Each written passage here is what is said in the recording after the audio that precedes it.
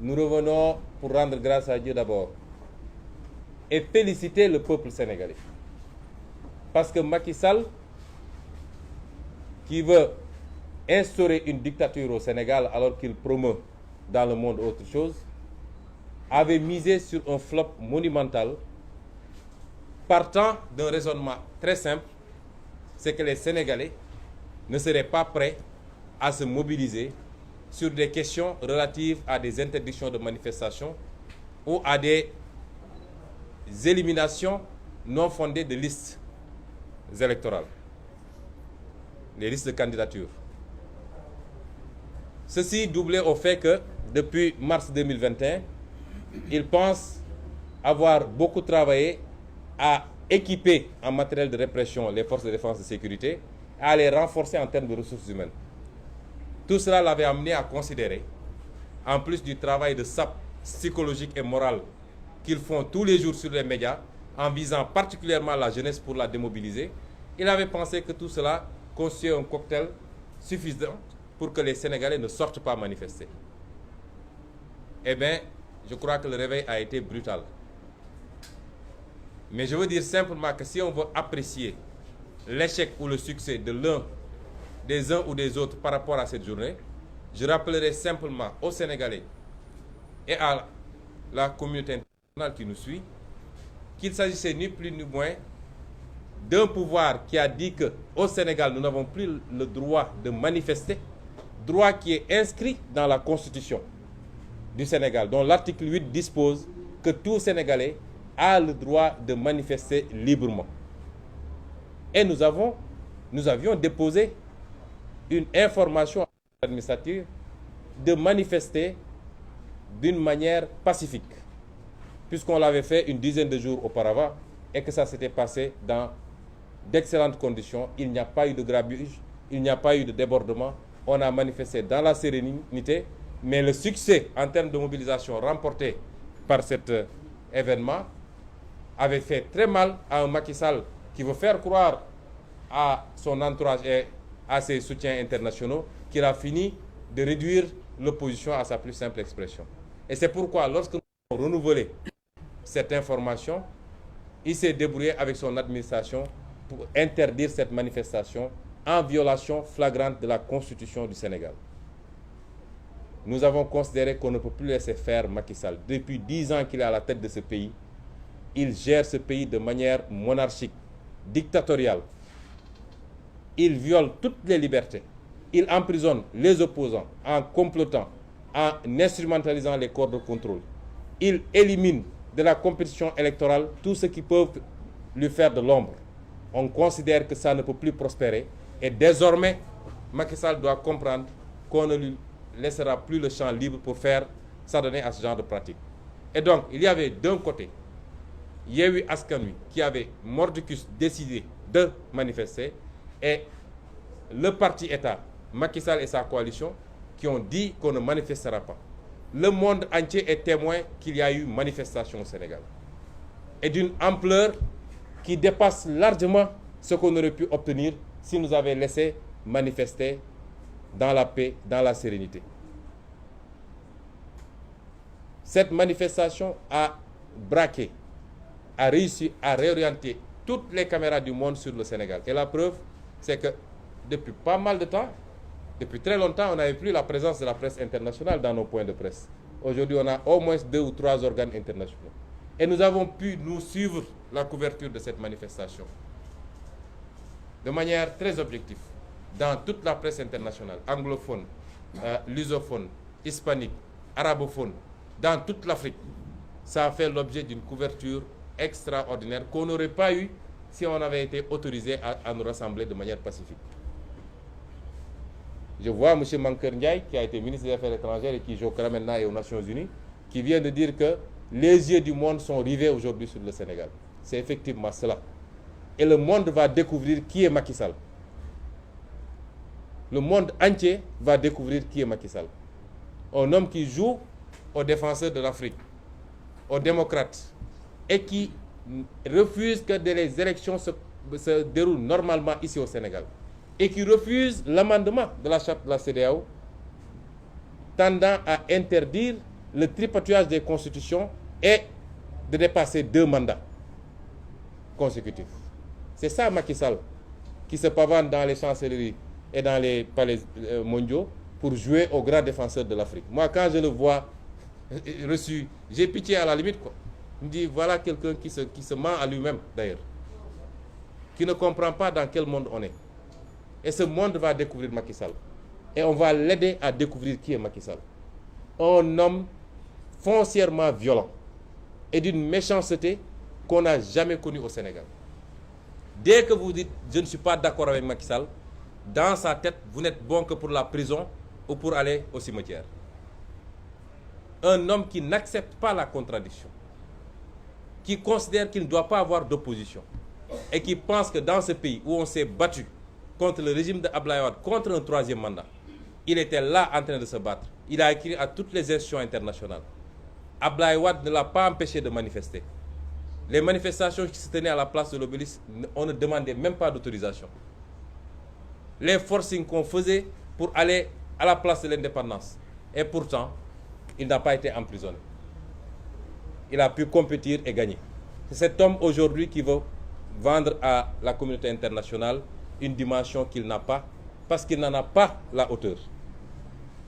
Ce qui est constant, c'est qu'on a manifesté, on a bruyamment manifesté, pas seulement à Dakar, puisqu'on a manifesté dans tous les quartiers de Dakar, dans toutes les communes de Dakar, dans la banlieue de Dakar, à Guédiawaye, à Pikine, et on en veut pour preuve que parmi les jeunes arrestés, il y en a qui ont été arrêtés à Guédiawaye, il y en a qui ont été arrêtés à Yeumbeul, etc. Ça, le monde entier l'a vécu.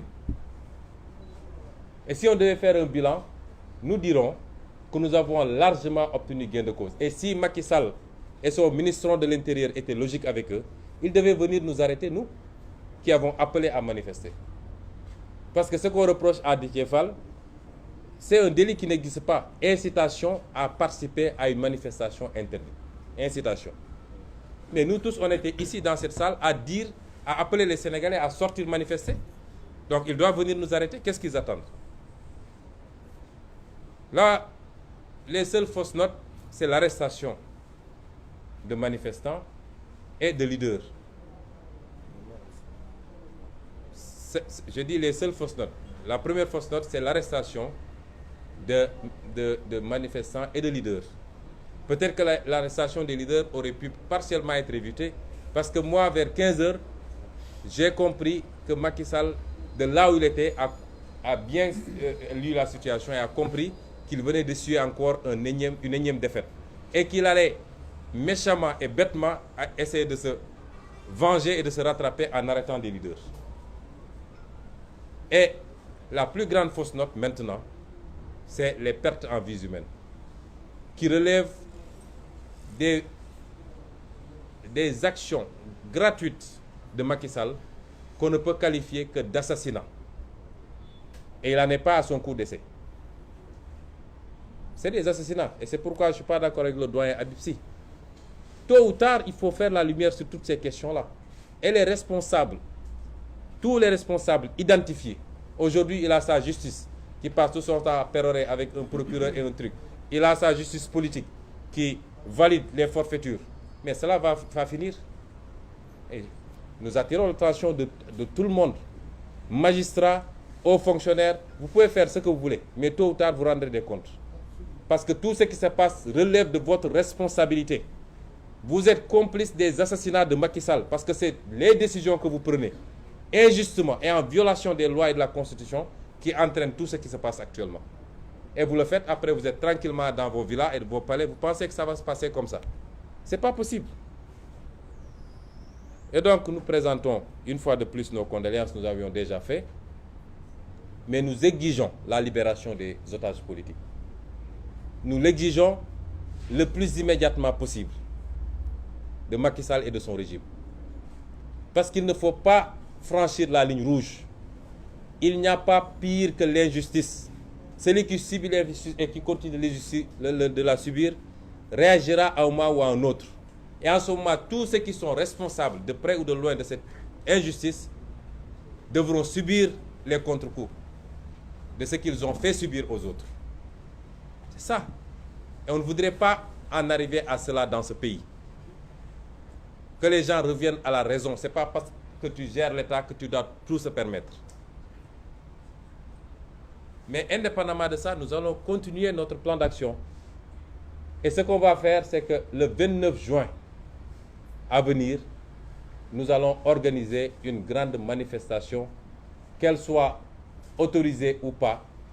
Le terme autorisé est impropre, qu'elle soit interdite ou pas, parce qu'en matière de manifestation, l'interdiction, c'est l'exception. Le principe, c'est l'autorisation.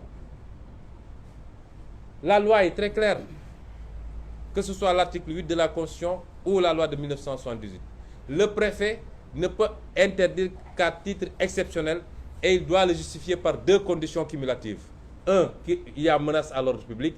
Deux, je n'ai pas suffisamment de ressources policières pour encadrer. Et ce n'était pas le cas dans la motivation du préfet la dernière fois. Et c'est pourquoi la Cour suprême, moi je l'avais dit ici, je ne crois pas à ces juridictions-là. Comment pouvez-vous comprendre? Même le procureur, auprès de la Cour suprême, dans sa plaidoirie, il a considéré que l'arrêté du préfet est illégal. Même le procureur, c'est-à-dire l'État. Le procureur a considéré que l'arrêté est illégal. Demandez à Maître Bamba Cissé qui était là-bas pour nous représenter. Et le juge, lui, sur aucune base, valide l'arrêté. Parce qu'il a probablement reçu l'instruction pour le faire. Et c'est ça le Sénégal. Et s'il avait pris la bonne décision, il n'y aurait pas eu trois personnes décédées. Et c'est un juge qui est là, qui fait ce qu'il veut. Et après on dit, voilà, comment on appelle ça? Respect de l'institution judiciaire. S'il avait pris la décision qui se devait ce jour-là, il n'y aurait pas eu trois personnes lâchement assassinées. Alors, le 29, avec ou sans autorisation, nous allons organiser notre manifestation sur le territoire national. Ça, c'est la première information. Et si Macky Sall veut empêcher cette affaire, je le dis ici et je lui adresse directement le message, qu'il soit prêt à nous arrêter ou à nous liquider. Parce qu'il n'a pas d'autre choix. Le 29, personnellement, je ne serai pas confiné dans ma maison, je manifesterai. Et qu'il soit prêt, soit à m'arrêter, soit à me liquider. Je le dis devant le monde entier. Et ce que je dis est valable pour tous les leaders ici présents. Ensuite, ça c'est pour la date du 29. Pour le reste, si sa justice inféodée, moi je ne fais plus de distinction. Parce qu'avant, on essayait d'embellir pour dire oui, il y en a qui sont ceci, etc. Mais s'il y a des juges, des magistrats qui ne sont pas d'accord avec ce qui se passe actuellement dans la justice, ils n'ont qu'à sortir pour le dire. Parce qu'il faut, à un moment donné, prendre son courage à deux mains et être patriote. Mais tout le monde se tait. Et si vous rencontrez les gens dans les couloirs, ils vous disent ce qui se passe, ce n'est pas normal. Donc c'est la justice qui pose problème dans ce pays. Et s'ils instrumentalisent une fois de plus cette justice pour penser pouvoir emprisonner des gens sur des détails farfelus, nous, l'appel qu'on donne, c'est que tous les jours et de manière spontanée, et je parle particulièrement aux jeunes, n'attendez même pas le mot d'ordre. De manière spontanée, à tout moment, organisez-vous, quartier par quartier, commune par commune, département par département, pour organiser la résistance à Macky Sall. On n'a même pas besoin de demander une permission. Ça, c'est le 29 et on verra. Et à cette jeunesse, puisqu'elle semble être au centre de toutes les préoccupations subitement, tout le monde sort pour adresser un message à cette jeunesse. Et il semble que nous utilisons la jeunesse comme de la chair à canon ou on l'oriente vers autre chose.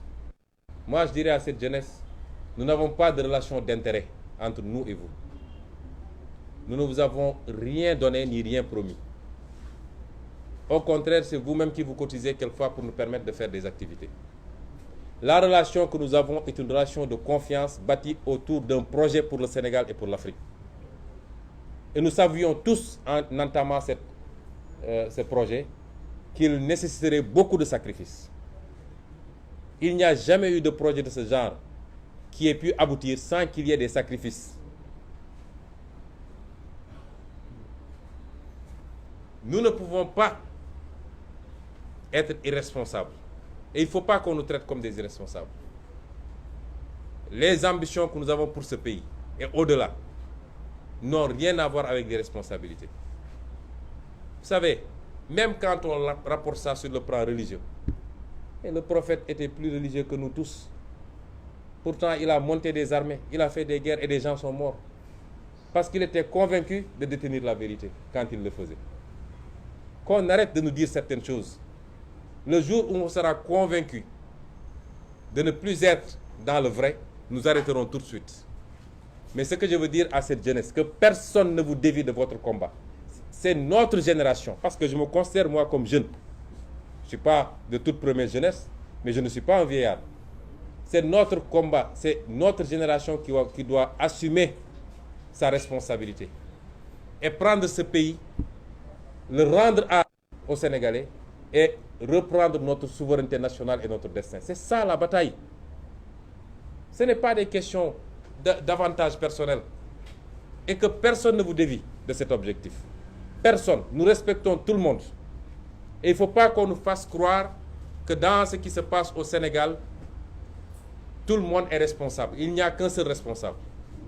C'est celui qui utilise tous les moyens d'État pour taper sur les gens, pour emprisonner, pour écarter les candidatures. Il est le seul responsable. Celui qui utilise la police et la gendarmerie pour assassiner des manifestants qui n'ont que des pierres ou qui sont souvent qui viennent les mains nues.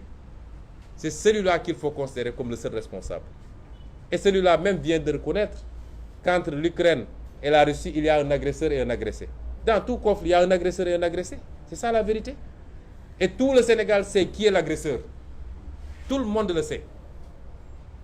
Maintenant, qu'on ait le courage de le dire ou de ne pas le dire. Et c'est pourquoi nous maintenons notre combat. Nous n'y changerons absolument rien. Et nous maintenons notre mot d'ordre vis-à-vis de tous les Sénégalais, vis-à-vis de particulièrement la jeunesse, la diaspora, les intellectuels, les chauffeurs de taxi, les chauffeurs de transport, les agriculteurs, les marailleurs, les étudiants, tout le monde.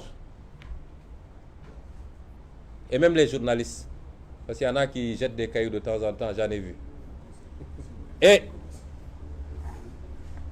nous voulons également, et j'en terminerai, redonner la parole au peuple, ou donner la parole au peuple. Parce que ce qui se passe doit avoir un arbitre, et l'arbitre c'est le peuple sénégalais. Puisque nous tous, nous nous adressons au peuple. Si nous devons aller aux élections, c'est le peuple qui doit trancher. Donc quand il y a un conflit, le peuple doit trancher. Tout le monde ne peut pas aller à des manifestations, nous en convenons, pour des raisons variées. Mais tout le monde peut participer et exprimer son mécontentement. Et c'est pourquoi nous voulons demander à ce peuple, nous voulons proposer à ce peuple un autre moyen de lutte pour s'exprimer et envoyer un message à Macky Sall. Tous ceux qui ne sont pas d'accord avec la manière dont Macky Sall gère le pays, ce que nous vous proposons, c'est des concerts de casseroles et de klaxons à partir de ce mercredi, après-demain, à partir de 20h00, que tous les Sénégalais, en tout cas tous ceux qui ne sont pas d'accord avec Macky Sall, ce n'est pas cher payé, c'est de se mettre sur votre balcon, sur votre terrasse, devant votre maison, de prendre des casseroles et de taper là-dessus pendant 10 minutes. Que toute la ville, que tout le pays bruisse de ce concert qui exprime un mécontentement et qui envoie un message à Macky Sall et à la communauté internationale. Que tous ceux qui sont véhiculés, qui seront dans la circulation, ou même qui sont garés devant leur porte, qu'ils descendent et qu'ils klaxonnent, qu'ils actionnent leur klaxon pendant 10 minutes, que tout le Sénégal bruisse et que Macky Sall comprenne que les Sénégalais ne sont pas d'accord avec ses velléités dictatoriales, mais avec son projet funeste de 3e mandat, qui, si l'on n'anticipe pas, risque de coûter très cher au Sénégal. Ku attewul nak di nga artu comme dit le proverbe. C'est maintenant qu'il faut le faire et le meilleur arbitre, c'est le peuple sénégalais. Nous renvoyons cela au peuple sénégalais. Nous vous remercions de votre attention et vous donnons rendez-vous à très bientôt. Merci. Merci. On arrive au terme.